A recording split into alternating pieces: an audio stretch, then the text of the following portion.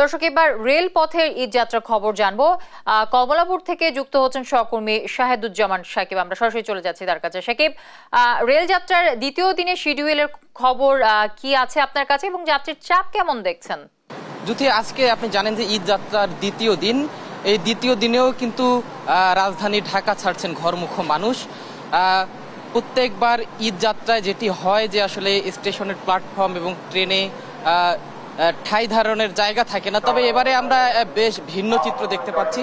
সকাল থেকে এখন পর্যন্ত যেসব ট্রেন ছেড়ে গেছে এবং এইসব ট্রেনে যেসব যাত্রী আসলে ঢাকা ছেড়েছে তারা আসলে বেশ স্বস্তিতেই রাজধানী ছাড়তে পেরেছে বলে আমাদেরকে নিশ্চিত করেছে। এবং এখন পর্যন্ত কমলাপুর রেলওয়ে স্টেশনে কোনো প্রকার ভোগান্তি আমরা লক্ষ্য করিনি। আপনি নিশ্চয়ই দেখতে পাচ্ছেন যে আমার পিছনে পুরো প্ল্যাটফর্ম ফাঁকা রয়েছে। এখানে সিলেটগামী উপবন এক্সপ্রেস ট্রেনটি দাঁড়িয়ে রয়েছে এবং ট্রেনে কিন্তু কোনো প্রকার ভোগান্তি নেই। যাত্রীরা খুব স্বস্তিতেই ট্রেনে উঠে সিটে বসে ঈদ যাত্রা করতে পারছেন। আমরা বেশ কয়েকজন যাত্রীর সঙ্গে কথা বলেছি, তারা আসলে সকলেই বলা যায় স্বস্তি প্রকাশ করেছেন।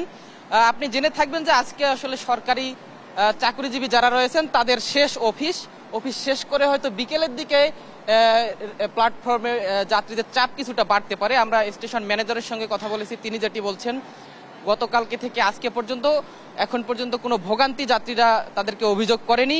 সকালবেলা র্যাবের মহাপরিদর্শক এখানে এসেছেন, নিরাপত্তার সার্বিক বিষয় তিনি পরিদর্শন করে গেছেন এবং দুপুরবেলা বাংলাদেশ পুলিশের মহাপরিদর্শক এখানে আসার কথা রয়েছেন, তিনিও আসলে নিরাপত্তা ব্যবস্থাগুলো পরিদর্শন করবেন।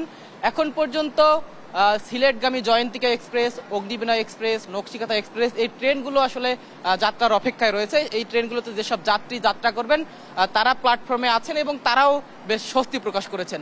যদি বলি যে ঈদ যাত্রায় বরাবরের মতোই যাত্রীদের নানা অভিযোগ থাকে, ট্রেনে আসলে অনেকে উঠতে পারেন না, ট্রেনের ছাদে লোক থাকে, নানা ঝক্কি ঝামেলা পোহাতে হয় যাত্রীদের। তবে এবারে সে চিত্র এখন পর্যন্ত আমরা দেখতে পাইনি।